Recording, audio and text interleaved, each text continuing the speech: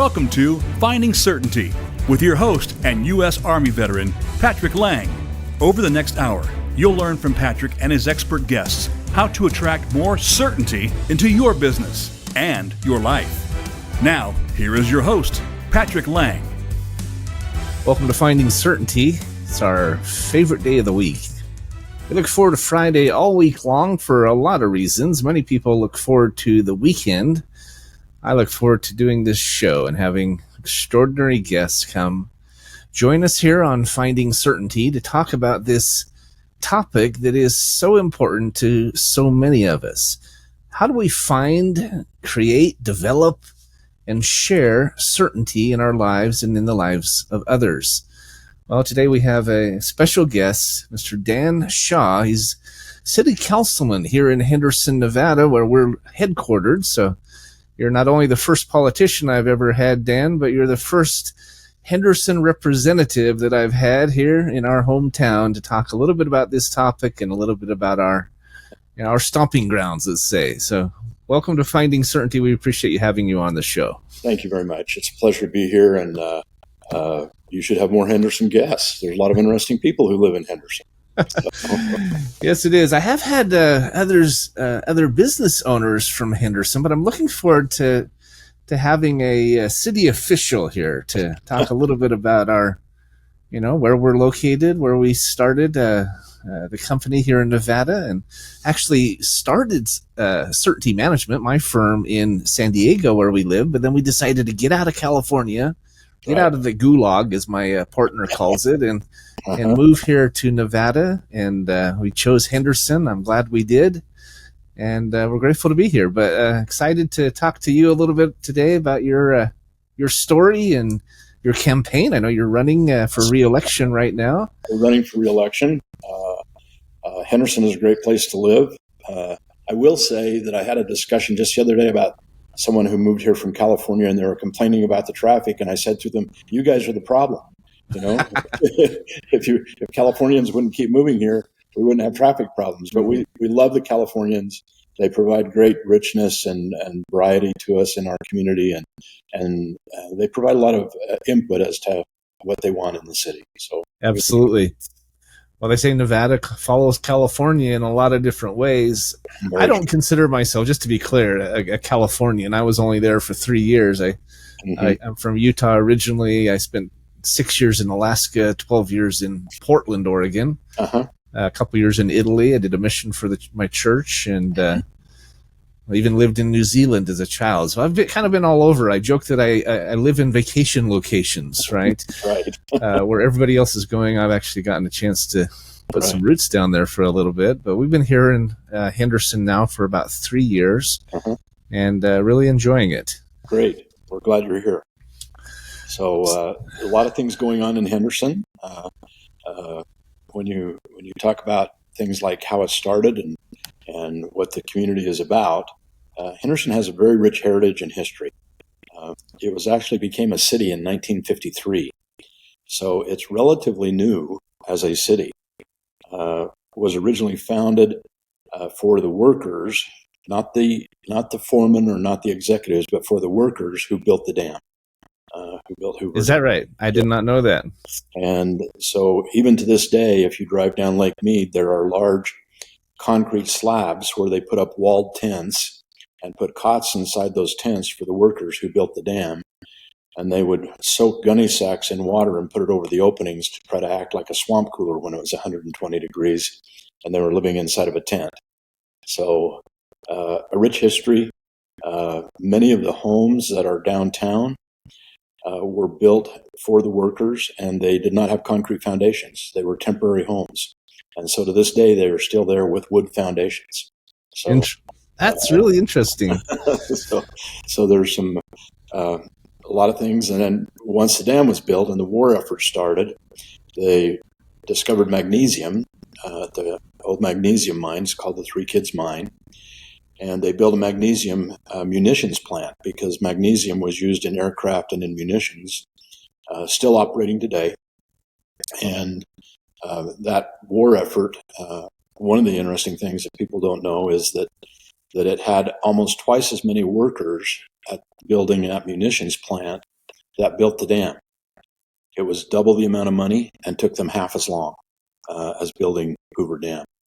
So the war effort was really a key motivator to keep people going, employed a lot of people.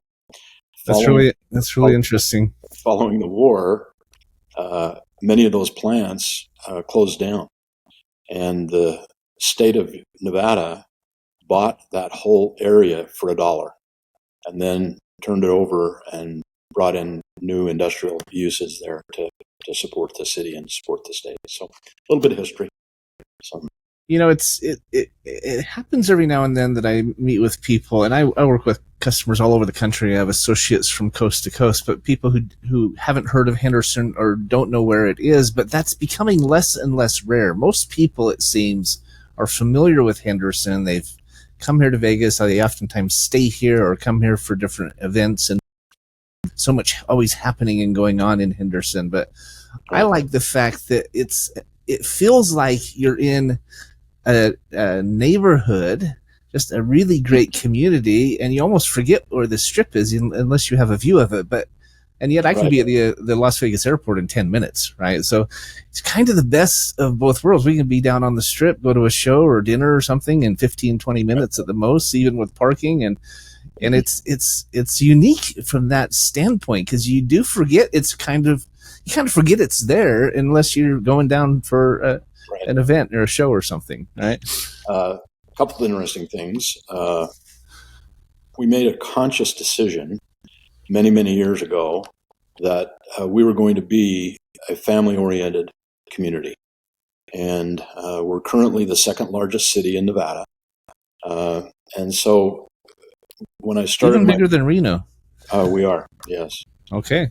So when I started my community service, I went on the Parks and Recreation Board of Henderson City. At that time, they had one park, and it was an old ratty baseball field down by the magnesium plant. And so we determined that parks were really key to a family-oriented community. And so we passed the very first no tax increase bond, and we started to build parks. And now we have 73 parks, 270 miles of connecting trail.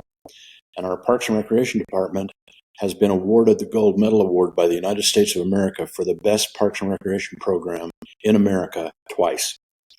And so we're within a 10-minute walk to a park from every resident in our city.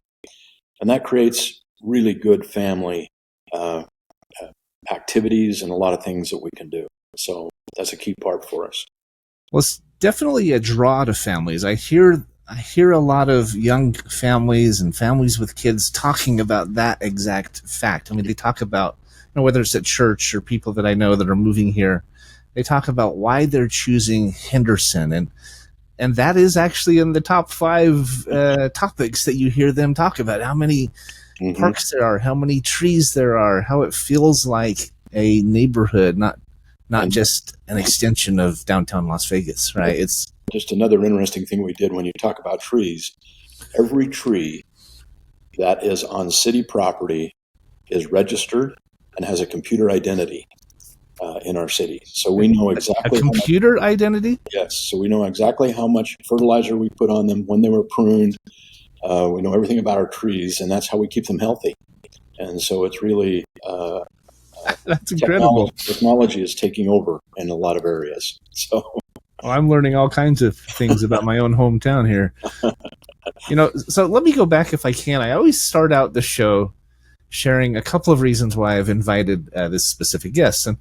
And one was, honestly, because I've wanted someone from our headquarters here. We're headquartered in, I always introduce ourselves as we're a veteran-owned profit consulting firm headquartered in Henderson, Nevada. And that's my intro to every person I meet. Mm-hmm. And I know you're a veteran. You're a U.S. Army veteran yourself. So absolutely. Mm-hmm. I appreciate that. Thank you for your service. I was in the Army for 9 years myself. For your service. I was in for 6.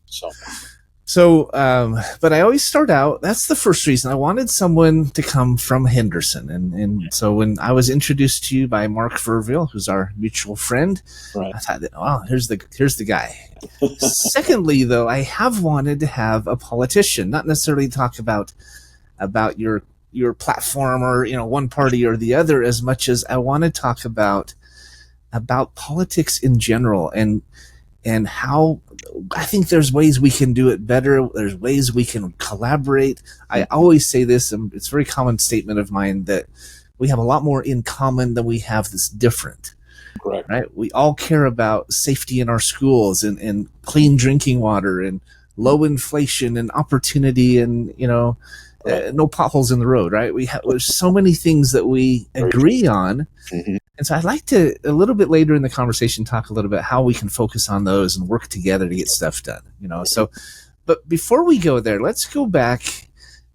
I'd like to hear a little bit of your story. Where are you from? Where'd you grow up? And what brought you to where you are today? Who is Dan Shaw, and how did he get here? I grew up on a ranch in southern Idaho, a little tiny town called Malta, Idaho. My wife is from Thomas, Idaho, just so you know, not far from there. It's not too far. Ranching community. We grew hay and grain and ran cattle, a lot of potatoes, a lot of sugar beets. Went to a one-room school, grades 1 through 5. And Mrs. Gardner was my teacher for 5 straight years. So nice. So a very unique experience. Gave me some real benefit in understanding conservation, understanding hard work, understanding what it takes to put food on the table. So from there, I was recruited and went to a private boarding school, and I skied. I actually went to BYU on a skiing scholarship back when they had a ski team. Nice. And so went to BYU. Came out. I'm a Cougar myself. Are you? Yeah. They're doing incredibly well, by the way. So we are. They are 6-0 in the football season, so a big deal. So from there, got into finance, worked for a savings and loan for a few years, and in venture capital. Came down to Las Vegas in 1980. Partnered with 2 other people here. We did neighborhood shopping centers anchored by grocery stores. Determined that the grocery stores were dictating to us how we would underwrite, and so we decided we need to own a grocery store chain. So we teamed with the Burkle family out of California and initially bought a company called Food for Less. And then from there, Smith's, Alpha Beta, Kroger, Fred Meyer, and they're still operating and going full tilt today. Sure. When I was a college student and a young broke, I was newlywed, we lived at Food for Less. They had the best prices in town. It's like the Winco of Utah, right? And if that was in Provo, Utah, that Food for Less is now gone. Is it really? They tore it down and built an office building. I just noticed that the other day. So that's funny. I remember going there all the time. Yeah. Best prices in town. They were very successful. I sold out of that and started a management and multifamily development and acquisition company. We built that up to about 35,000 units and then got out of that. And now I own a corporate finance and venture capital company that invests in businesses and does development around the United States. And so raised my family here. They all went to local public schools. I've got 13 grandkids and 4 great-grandkids and great family. Six children, right, Dan? Correct. I have 6 kids. Let's see what else. So just to interject, I have 3 boys, 2 girls myself. Mm-hmm. I have 2 cats, so I guess I could count those as one child because they get spoiled more than any of the kids do. So, I understand.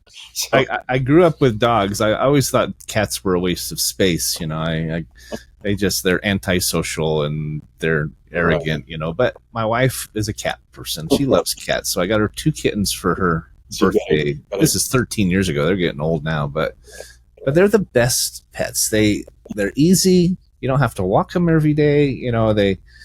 And we have a male and a female, so there's always some conflict there. But But they've actually been great pets, and I've actually been very happy with them. So The thing about cats is they just don't care. they don't, right? They're not needy like dogs are, which I kind of like. They don't have to have your attention, although they. Yeah. Anyway, I could go down that rabbit hole, but we won't go there. So. Anyway, when I was in college, I majored in Parks and Recreation, and my hope was that I would manage a ski resort. And then I figured out real quick that you can't make a living doing that. And so that got me into finance. But that piqued my interest when I got involved with the Parks and Recreation in Henderson. I bet. And then from Parks and Recreation, I got appointed to the Planning Commission, and I was chairman of the Planning Commission for about 13 years. And then went to the county and chaired their Planning Commission for about 6 years, and then got appointed to the City Council and ran for re-election, was reelected about 4 years ago. So here's you a little bit of background. Fantastic. I still compete in the rodeo circuit because I learned how to ride horses and rope. And so I'm a team roper and still do rodeos around the country. Is that right? Wow, that sounds fun.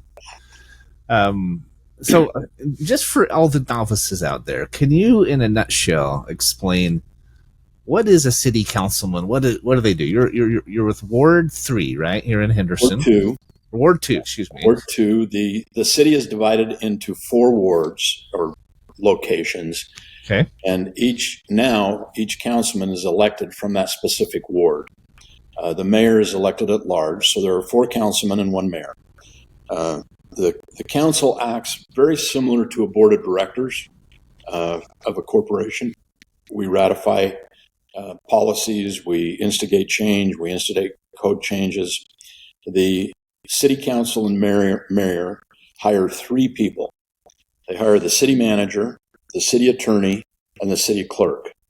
And those 3 are directly responsible and report directly to the city council and the mayor. And they then are in charge of implementing policy and everything that the city council wants to do. So the city of Henderson is a mayor, council, city manager type of government. Has been that way from day one. And which means which is that the city manager we currently have about 3,000 employees, and all of them report up through departments to that city manager. And so the city council doesn't have the ability, for example, to go to the guy watering the lawn in the park and tell him, hey, you're doing that wrong, because those people do not report to us. The city manager, city attorney, and city clerk report to us directly. And we pass that down. So very efficient means of government. Obviously, each city is bound by what is called a city charter, and that charter dictates how it operates. And so it gives it financial parameters, audit parameters, a number of things. And that charter is issued by the state to the city. And if we choose to change that charter, we have to go to the legislature to open that charter and make whatever changes to that charter. So it's checks and balances, right? Checks and balances all the way. So I'm glad you mentioned that it's similar to a corporation, because that's really what it is. I mean, you're managing budgets, you're managing employees, you're managing policy and procedure and systems. And right. What would you attribute, if I may, to the rapid growth of Henderson? It's one of the fastest growing cities in America. Right. People are flooding here, not just from California, but from all over. And I agree with you. It's not the worst thing in the world that people are coming here from California. A lot of people are trying to get out of California. Yeah. But there is a lot of diversity here, too. There's people from all over the country and all over the world, which I love, but what do you attribute that growth to? I think there's probably 2 or 3 things that really play a role.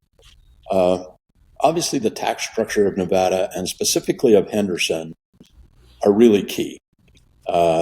We currently have a real estate tax that is 77 cents per $100, which compared to California is unheard of. It's really, really inexpensive tax-wise to live here. We don't have any personal income tax, and so that's very attractive to people.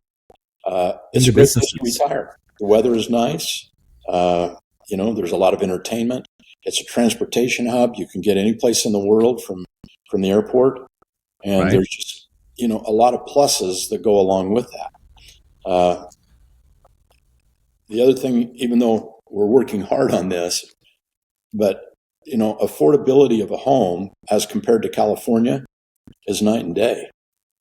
You can come here and sell your home in California for $1.5 million and buy a better home by far for half that price here in Nevada.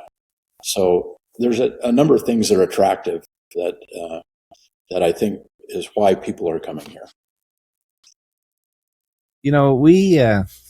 I'll admit I wasn't familiar with Henderson when we decided to move here to Henderson. We knew we wanted to move the company to Nevada, no state income tax, Right. It's a good hub for us. You talk about the ability to travel. It's a great international airport. Obviously, a lot of flights are even discounted because people are coming and going.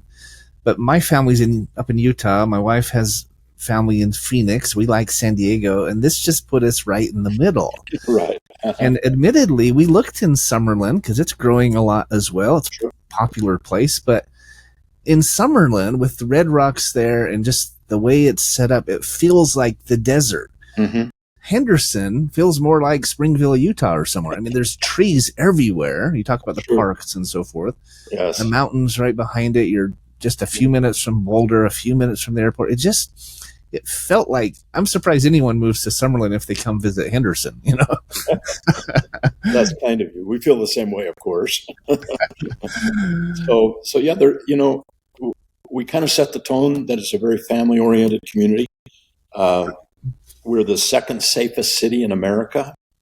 I knew that. Our fire department is one of only, I think, 3 fire departments in the nation that have all 3 national certifications. So we're real proud of our public safety record. People feel safe. You can go out and walk to the park and you're going to be safe. And that's an important factor, I think. Yeah, I think so. It's a big draw to families, for sure. Mm-hmm. And people here are nice. I've people always ask me, well, why do you live in Vegas? You don't gamble or drink. Why do you live there? And I say, well, we love the shows, we love the restaurants, we love the people. Right. The weather is great. It does get a little hot in the summer, but I'm not out digging ditches, and I actually forget how hot it is until I go outside to go to the grocery store or something. What I always tell people is you don't have to shovel it. And so, there you go. So it's not snow that you have to shovel. So. And I've had my fair share. You talk about being a skier growing up. I grew up catching that bus every Saturday to one of 6 different resorts, for my home in Bountiful, Utah. And I eventually moved to Orem, went to Orem High School. Uh-huh. You mentioned BYU. I went to BYU after a couple years in the Army and took a break for a mission to Italy. But I loved the ski resorts, how close they were, but I didn't love the snow, and I didn't love shoveling it and living in it and walking in it, and and so forth and so on. I actually lived in Alaska for 6 years, so I know snow, but it's my wife doesn't like it, and so we live where it's warm. This is an unfair question. You said you went to Orem High School? I did, yeah. Tell me how old you are. Graduated in 1987, so I'm 55. So you're 65? 55, 55. My brothers both went to Orem High School, but they're slightly older than you are. So okay. I was only there my senior year of high school. I joined the Army when I was 17, so I went to boot camp between my junior and senior year. Okay. And while I moved, I joked that my family moved and didn't leave a forwarding address, but I'm joking. But while I was back in boot camp in Fort Dix, New Jersey, they relocated to Orem, and I ended up doing my senior year, which I really enjoyed. I wasn't a big fan at Woods Cross High, where I was living before, and had a great experience with the Orem High Tigers. So yeah, it was fun. Oh, good. So if you alluded to this, and we are up against our break. We take one break during the show, but when we come back, would love to hear a little bit more about why you made the leap to politics and what you think makes a good politician. right? So think about that. We're going to take a quick break. If you're listening, appreciate you being with us. We're going to take you a minute to look at our advertisers, let them look at you, and we will be right back here on Finding Certainty. All right, good job, guys. We are clear. Back in a couple minutes. Thank you, Matt. So, Dan, I don't know if there's a way in your computer to adjust your settings, and we're still recording, so we're on the YouTube channel, but if you can, I don't know if you can figure it out, but you're still coming in really light. I can hear you, but it's restraining to hear you. Maybe you can talk me through that. Are you on a Mac or it's on a Mac. PC? Yeah, it's an Apple. So I'm looking at settings here. Yeah, I click the little gray settings button. And I've got the output volume all the way up. You want to change your input. Raise up the input mic level. And where do I find input? It should be in the sound settings. Click on to the right where it says input. Let's see.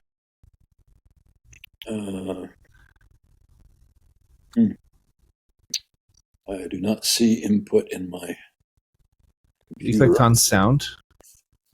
Okay, so I'm on sound. I look at input. It's not showing a dial, Matt. I'm on a Mac as well. I don't see it. Nothing that says mic level or anything like that? I've got internal microphone. That's the internal mic that you're using, yeah. Yeah. So if it lets you raise that up. And that's all the way to the max right now. Okay. So we hear you okay when you project a little bit more. Maybe okay, just... So I'll talk louder. Yeah, pretend like you're talking to a room. I know you've... Okay, yeah. When you're telling them they need to pick it up and work harder. Yes. And, our we only have 4,632 trees. We want 4,700,000 trees. That... Right. No. I'm just kidding. Let's see if that helps. So you said you're from Malta, Idaho? Malta, Idaho.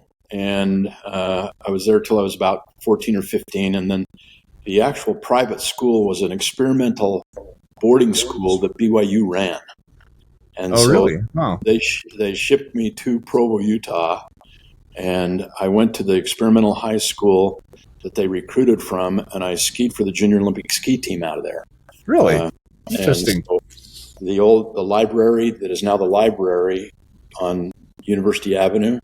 Looks like a castle building. Oh, yeah. I know what that is. That was my high school. That's interesting. So I had a lot of really great classmates, a very small class. There was only about 40 of us. Yeah. We still get together every year, twice a year, and a lot of really bright, great guys came out of there. That's cool. So do you see the chat off to the right side there? I do see Dan? Mm-hmm. If you click on that, we can shoot you messages if I need to remind you to project. Okay. You click on the studio chat, you should see our conversation. Yeah. Okay, we're coming back. So,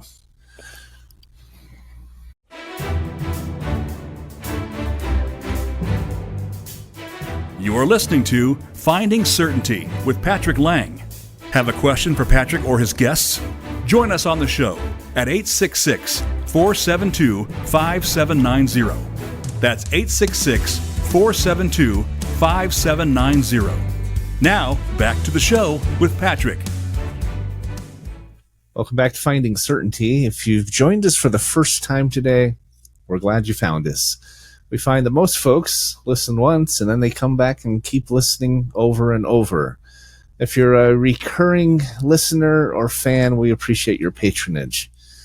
People ask me all the time why our show is so popular. We're one of the fastest growing shows on Voice America.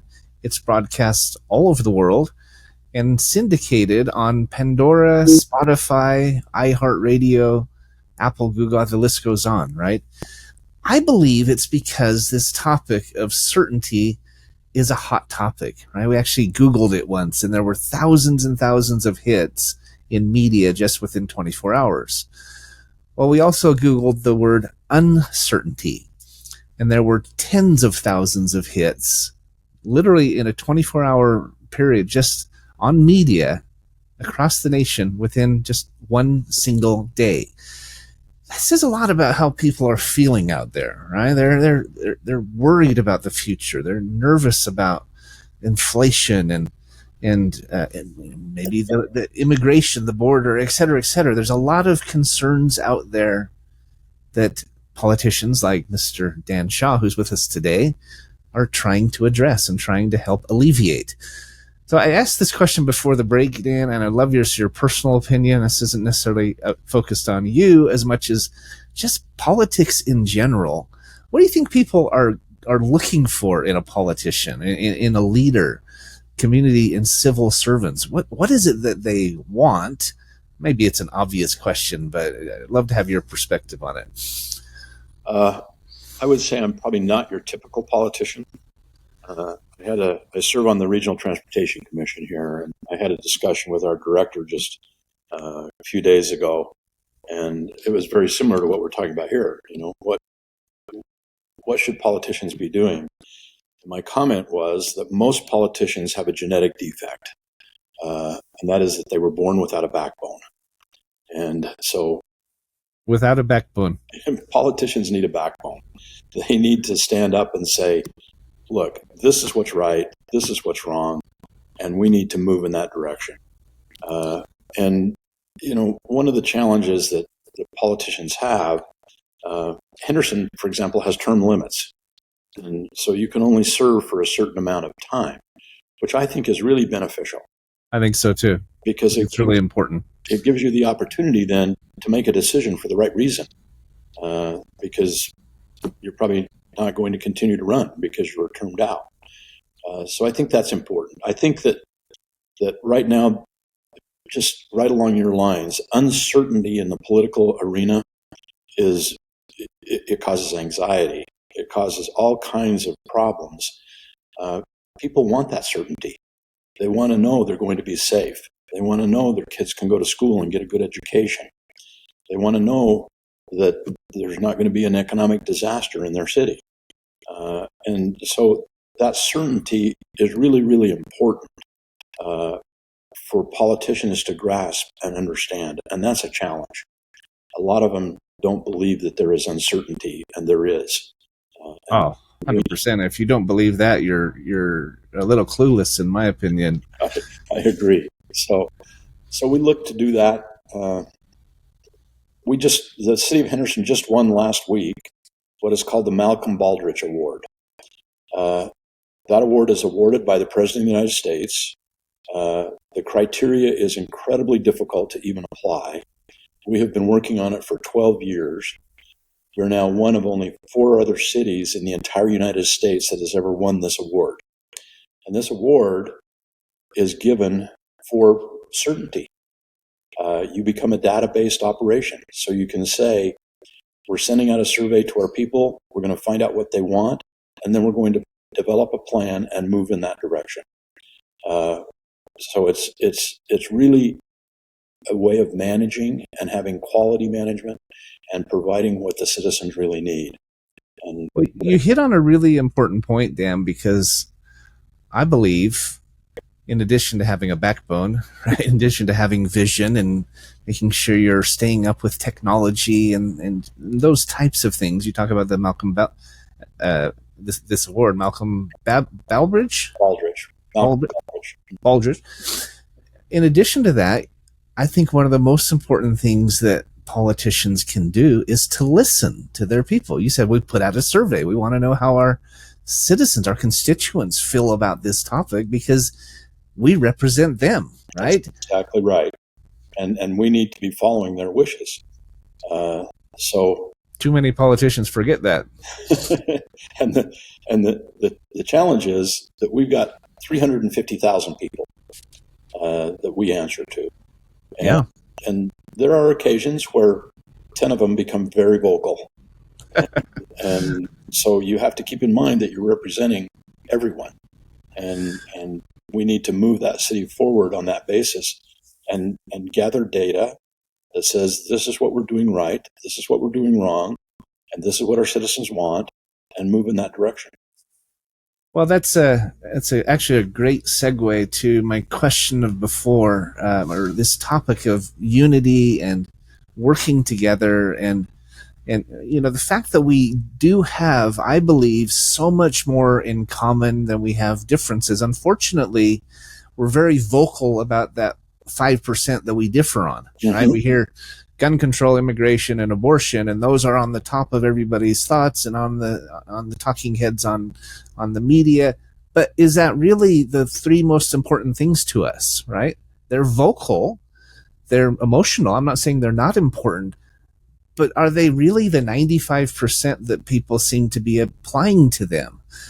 I think the problem with politics, and this is just politics according to Patrick, is that we get hyper focused on that 5%, and we let the other 95% suffer in the process. Right. Mm-hmm. I think if we could just cross that aisle more, and I always say this, I, as much as love him or hate him, President Trump, I do think he is a leader that has backbone. He's strong. Right. I think he could do more to cross the aisle and create more unity between people. He is a little divisive at times, and I wish that wasn't the case. I think if we had a leader who was strong like him, but also a diplomat like Bill Clinton was, or someone like that, somebody who can work across the aisle and find that unity, mm-hmm. we would do amazing things. We could get a lot done here in this political landscape, right? Would you agree? You're absolutely correct, and that's really key in politics. Benjamin Franklin had a great quote. He said, "All politics are local." And are local, because the thing that affects you the most is local politics. We listen to the federal policies, and I agree 100% with you. There needs to be cooperation. But just as you said, if there's a pothole out in front of your driveway, you need to get that pothole fixed. And President Trump isn't going to do it. That's right. Your local politician is going to do that. If you're not feeling safe in your home, that the federal government can't help you.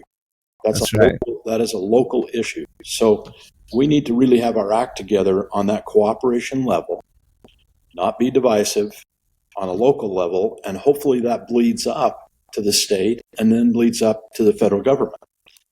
So it has to start somewhere, and it needs to start locally. So I agree 100%. Regardless of who you're voting for, who you're a fan of, my favorite thing to hear from a politician, especially a presidential candidate, is when they say they want to give power back to the states or power back to the local government.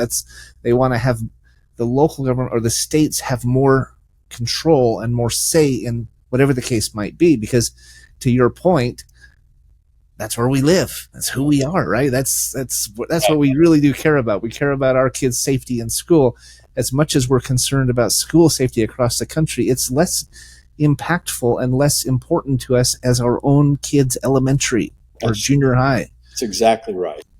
It's really important. And frankly, as a city, we understand this. Even though we don't have anything to do with the school district, we as a city said we need to affect change. We are getting data back from our people that say they are unhappy with the education system. And what can we do to help with that? So we formed what's called CAB, our Community Education Board. We take 18% of the tax revenue from our redevelopment area and 30% of the tax revenue from marijuana sales, and it goes into a pot, and it goes directly to Henderson schools. It does not go through the school district. And it's made a change. It's made a difference. Chronic absenteeism is the lowest in Henderson than any other municipality. And so that's great. So when we talk about these local issues, yes, the federal government provides a huge amount of money. They provide guidance. The state is in the same boat. But our state legislature meets every other year for 90 days. So they can't have the daily effect on your life that your local government has. I would agree. One of our associates on our team is a man by the name of Irvin Nelson. You may know him. He was in legislature here. He's been an attorney here in Vegas for 40 years, and he's a great mentor and a referral source for us. He sends us clients every now and then, but he talked about that same thing. He said it's difficult in legislature when you meet so seldom, right? So rarely, to truly affect change on the local level. He says we have to work with the cities to do so. Right. And to your point, it's exactly what's happening, what needs to happen. Obviously, Henderson's doing a good job of it, but I'd like to talk a little bit about your campaign. You are running for re-election here. Do you have a specific platform or a specific focus that you're driving home? Well, there's still a lot of work to do on the local level. We've made great progress as a city. My motivation to run is that I still think there are issues that need to be resolved. One of the big issues is affordable housing. I formed a committee to study that. They give us their final report here in about another 30 days on how we can help solve affordable housing. The challenge is that if your kids want to come back and live in this neighborhood, it's difficult to buy a house. We have definitely harder than it was when they were growing up, right? Absolutely, yeah. And so we need to look at that. We need to figure out how to solve that. Education is a key factor in this. We need to be providing an education where the kids who come out can get jobs and can work and and support their families. It's 100%. really key to do that. So have those issues that are there. Planning is always an issue. I've served on planning commissions for almost 20 years, looked at best practices, still do. And as we grow, it's always a challenge to accommodate that growth. So those are the big areas. Public safety is always key. We're really big on that. So those are my key areas that I think are important, and one of the reasons that I'm running to ensure that happens. Well, from a business standpoint, Henderson is a great example of an economic, it's just an economic success story, right? Mm-hmm. You attracted the raiders here and their practice or their facilities. You've attracted some very large companies. It continues to have this record growth and continues to win awards like the one you just mentioned recently. Right. You're a pretty good model for a business to say, what's Henderson doing? Because maybe I should do some of that, right? Is there anything that jumps out, do you think, that might be a benefit to our business listeners out there? One of the things that I instigated when I went on the city council was I said, let's evaluate what we're good at, and let's evaluate what we're bad at, and then let's fix them. So one of the things that we determined that we were not good at was running day-to-day businesses.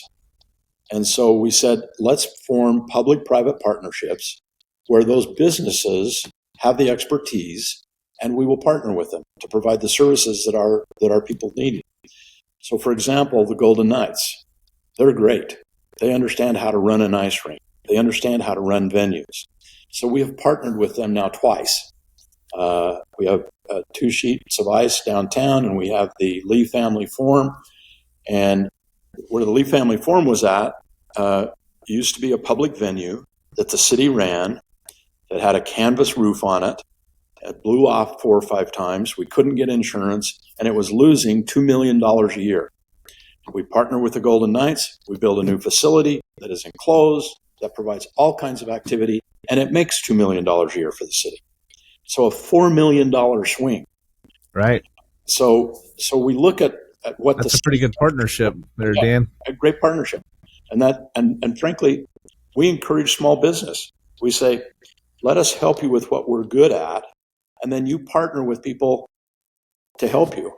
And that's one of the reasons we've been able to attract we just did the groundbreaking on Haas Manufacturing.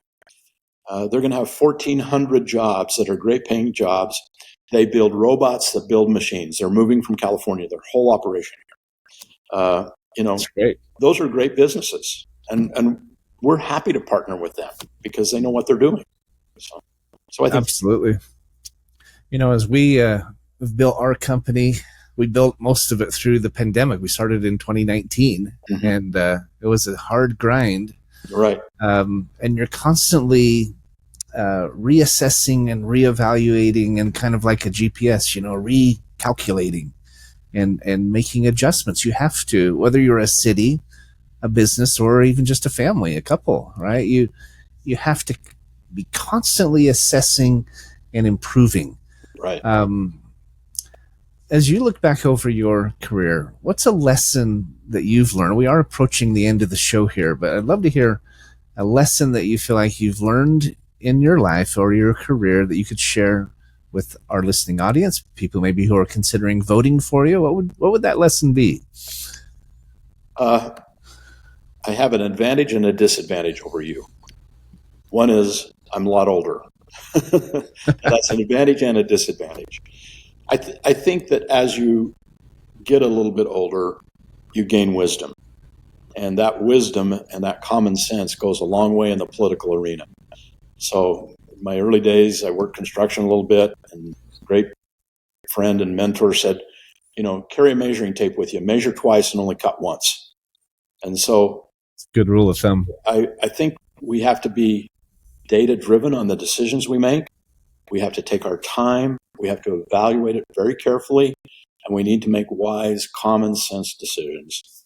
And I think that's one thing that I really learned is, on occasion, political operations make quick decisions, and it takes them years to fix them. And it's really important to not do that. I think it's a principle of certainty is to do exactly that. Measure twice and cut once. Do your analysis, do your due diligence, vet something before you jump into it. It's the same as anything. They say there's a space between stimulus and response, and the longer that space, usually the better the response, right? Right, exactly right. So I've learned that throughout my career, most definitely. In fact, it's interesting. You talk about how Henderson started in 1953. You're coming up on 72 years here in 2025. Mm-hmm. And it's an interesting number. Rule of 72 from a financial principle is a principle for how to double your income, right? Or double your investment. Mm-hmm. It's ironic because just about a week ago, I went through and I made a list of every project I could remember being involved with, whether it was a job, a business, an investment, could be a joint venture, collaboration. And I've had 71 since I was a kid selling, Christmas wreaths as a Boy Scout, right? I know, and you're a Silver Beaver recipient. That's the highest award in the Boy Scouts of America. So congratulations! But thank you. So I'm coming up on my 72nd in Henderson's 72nd year. I'm coming up on my 72nd project. Don't know what it is yet, but for you, it's an interesting parallel there. But that's great. So we're up against the end of the show. We always record a little bit more on the YouTube version of this. If you watch our YouTube channel, you might get a little bit more. But any last things you'd like to say, especially to your constituents, people who are going to be voting for you in the next 3 weeks? Any message you'd like to share with them? First of all, Patrick, thank you for the opportunity. It means a lot to me. You've been a gentleman, and really, I think what you're doing is important for our community to be out there. You're most grateful. You're most welcome. And that consistency theme is really key. And frankly, that's probably what I would tell my constituents. I'm consistent. You know what I've done. You can look at my record. I want to continue to do that and continue to help our citizens and lead this city and our constituents down a good path that is beneficial and consistent for them. How do people learn more about you? I'm sure they can go to your website and read about your stand on things, your policies, etc. What's that a web address? It's called votedanshaw.com. All right. Really? Nice and simple. Easy to remember. VoteDanShaw, SHAW.com. Right. Mm-hmm. If you're with us today, thank you for joining us on Finding Certainty. As I said, we always record a little bit more for the YouTube version, so we'll stay on a few more minutes, but I still have a couple more questions for you. But anyone out there in the Voice America world who's listening to us today, we do appreciate your patronage. Have a fantastic weekend. don't forget, certainty is out there. You can find it, and we can help. We wish you the very best, and don't forget to vote. It's coming up November 5th. Whoever you're voting for, be nice about it. And we wish you the very best. All right, nicely done. All clear, guys. Thank you, Matt. Yep, thank you. So yeah, that rule of 72 has been on my mind because I just happened to add it up. I'm at 71 either jobs, businesses, or projects throughout my career. Some of those are just investments and even a couple of network marketing efforts over the years and there's things like that. But people ask me all the time, my team, because I have associates across the country, right? And we're a profit consulting firm. We help cities and customer and companies and nonprofits. We help them to make more money and keep more. And there's several ways we can do that. Mm-hmm. People always say, man, Patrick, he goes, where do you learn all this stuff? I mean, where did you gain this experience? Or, they talk about me as a chameleon sometimes because it doesn't matter who I'm talking to. I usually have something in common with them, or I can find something that is some common ground. And I said, it's just because I've done so many different things throughout my career, and I've lived in many different places. I've traveled to 48 states and 30 countries and did the military, did a mission, lived in New Zealand, lived in Italy, lived in Alaska. You just gain perspective. Yeah, very true. That I don't think you can get if you are in one place doing the same thing over and over and over. It's like learning a foreign language. I think you have to go live in country to really learn a foreign language, right? Absolutely do. So it's all good. But anything coming up for Henderson that we should be excited about? Anything that you'd want to share? We have a grand opening in 2 weeks of a facility called Chicken and Pickle. And Chicken and Pickle is, I term it the Top Golf of pickleball. So it's on St. Rose. They've got multiple pickleball courts. They have a restaurant. Chicken and Pickle, that's great. It's a great new facility that's going to be a real benefit to our citizens. Well, pickleball's all the rage these days, isn't it? Just now, is it a franchise? Is it a chain, or is it just a first location? It's a chain that started in Texas. They have multiple facilities. Just again on this public-private partnership, they came to us and said, "Look, we want to come to your community, and this is what we offer." And we said, "Great, we'll help you out. But the thing we want is we want you to rent your pickleball courts at the same rate that our Parks and Recreation Department does." And they said, fine, for Henderson residents, we're happy to do that. So what it did for the city is we got 15 more pickleball courts and didn't have to pay for them. And so the rental rate is exactly the same as the Parks and Recreation rental. And it's a lot more affordable to the citizens, so they're much more likely to get into it and use them. And I might actually start playing. It seems like everybody I know plays pickleball, and I've played it once or twice, and I really enjoyed it. But it's fun. I still don't quite remember the rules, and I still need to really get into it. But I think it is a great sport, especially because you can keep playing it until you're 100 years old if you want to. I mean, it's a great idea. So it's doing well. So you mentioned how many employees does Henderson City have right now? Do you remember? About 3,000. You and I should continue to talk. I'd love to get together with you another time because there are ways I could put millions of dollars back on the bottom line for the city. Sure. And if they could use an extra $20 million or $30 million, where would they use it? I mean, in your opinion, if you had another $30 million in your budget, where would it go? We have lots of needs. Public safety is always a big issue for us. Technology is always a big issue for us. So there's lots of places that we can. From a platform standpoint, what would you say your top three are if you had an extra $30 million?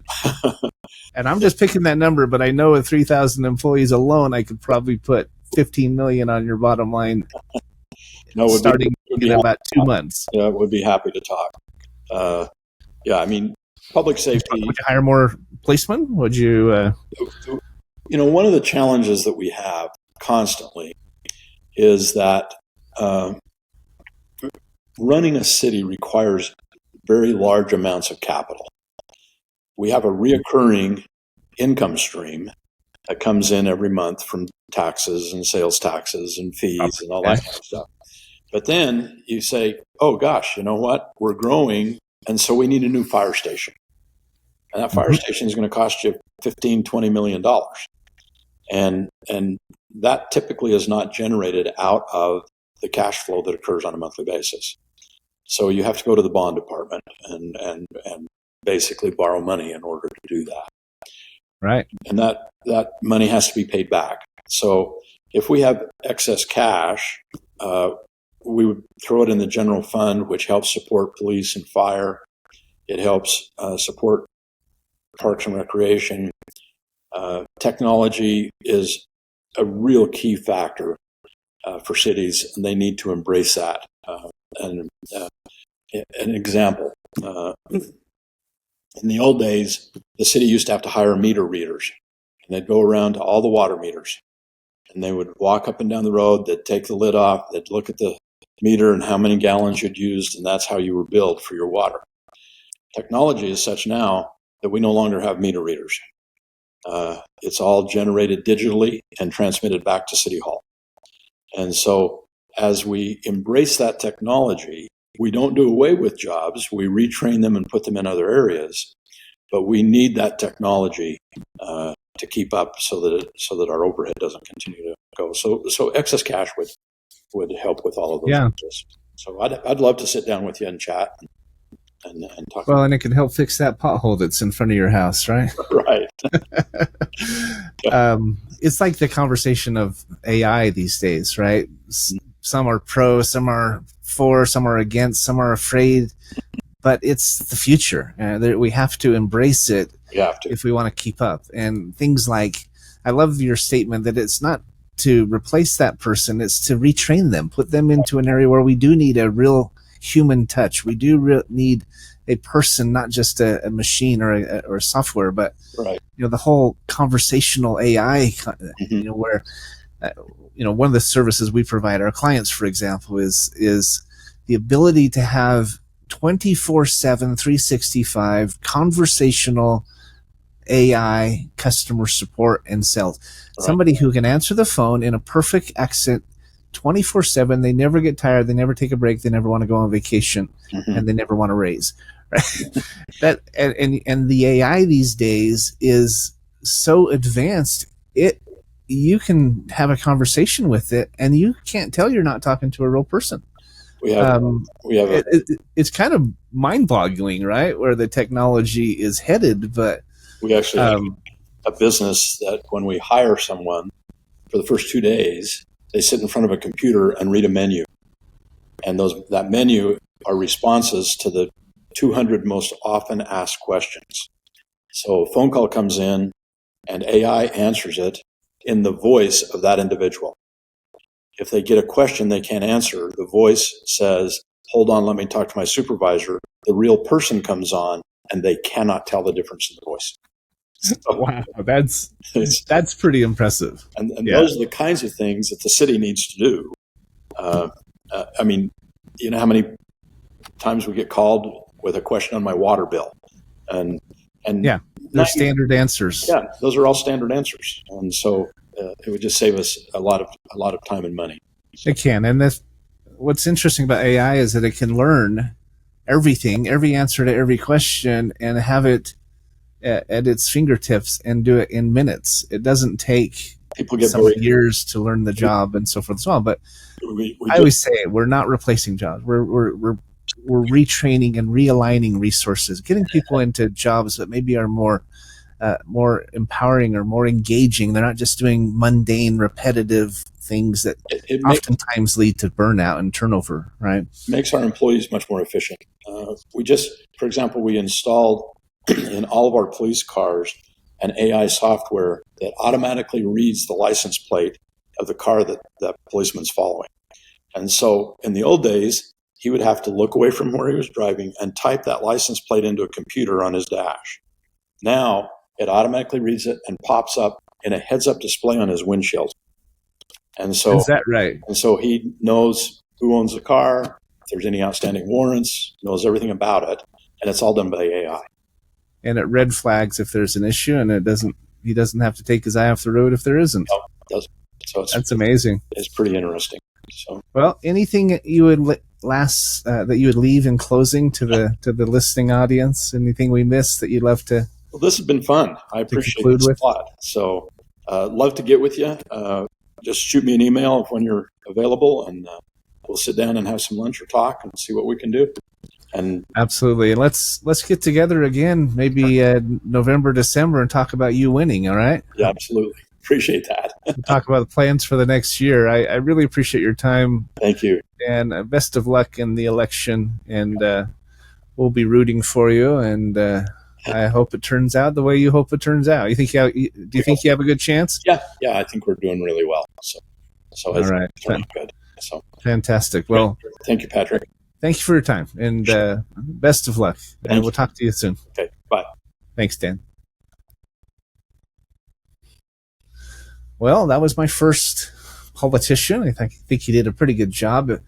Apologies if you couldn't hear him very well. There was a little bit of issue with the volume for some reason. It wasn't coming through very loud and clear on his computer. We tried to figure it out, but I think you could hear him. It just wasn't really loud. So regardless, great conversation. I think, Dan, if you watch this later, thanks again for being on with us. I really try on my show to stay apolitical. I don't pick a side. I might be a conservative myself, but I don't try to lean too far one way or the other during our interviews, my monologues, et cetera, et cetera. I do think politics is important. I've always said I'm not political, but I am patriotic. I am passionate about living in a safe community and having economic opportunity. And I felt as strongly as any parent does when I was raising my 5 children that they were safe at school. And so I think even if we're not outspoken or actively involved on running for office and things like that, I think most of us are political at heart. We have those hopes and dreams and desires and wants that we hope are realized and spearheaded by our political leaders. I think it's important that our leaders, like Dan said, do exactly what he talked about, that they are people of integrity, that they have a backbone. They'll stand up for what's right, not just go where the money goes or go where the lobbyists want them to go, but they stand up for what is needed and what their constituents expect of them. As I said, I think it's important. He agreed that they also need to listen. They need to be aware of what's the temperature out there. They need to keep their finger on the pulse, as they say, and they need to collect the data, and they need to be open to ideas and developments and so forth. Just the technology he talked about. I mean, it's incredible. He was talking about the technology that police have these days. I mean, those are great developments that keep us safer and help them do their jobs more effectively. If you want more certainty in your life, you need to do these same things. Have backbone. Listen to the people around you. Continue to evolve and grow and adapt new technologies like AI. If you want to get where you're wanting to go, if you want more certainty in your life, you've got to do these things. You've got to be open and willing to change. That's the hardest thing sometimes. So anyway, as we're coming up fast on November 5th, today is October 18th. Only got about 3 weeks left. Whoever you vote for, I hope you ask those questions. Is this a leader who has backbone, who's strong? Is it a leader who listens and who is humble? I talked about humility a little bit. I kind of gave Donald Trump a little bit of a hard time because I personally, I appreciate a lot about him, but he's not humble. And I think he could listen more than he does. Now, that being said, I'm not going to give my opinion on who's the best person for president this year, but whoever it is, whoever runs today or in the future, including Mr. Dan Shaw, I hope they can both be strong and also be meek. I hope they can be powerful and have that backbone, but also be humble and have that listening ear. I talk a lot about I'm a Christian. I believe Jesus Christ was the best example of that strong person who was also meek and humble like a child. And he encouraged us to be not childish, but childlike. It's one of the most important characteristics, I believe, to find true success in our lives and to have extraordinary relationships, right? To have strong ties to those around us and to be successful in business and in life, to be childlike, to be strong, but also to be humble, open-minded, and attentive to those around us.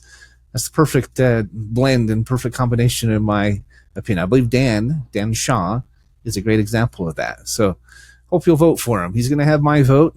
Dan, if you hear this, we wish you the very best. And thanks so much for being on the show. As I say all the time, as I said before, there is certainty out there to be had. You can find it. We can help. If you'd like to learn more, go to certaintyteam.com or check out Vote Dan Shaw. Thanks for being on the call today.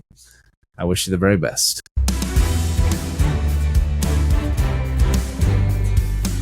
Thanks for tuning into today's episode of Finding Certainty. We hope you've gained some more insight into how to create more certainty in your own business or nonprofit. Join us next week for another taste of the Certainty Experience. Until then, we wish you greater certainty in all that you do.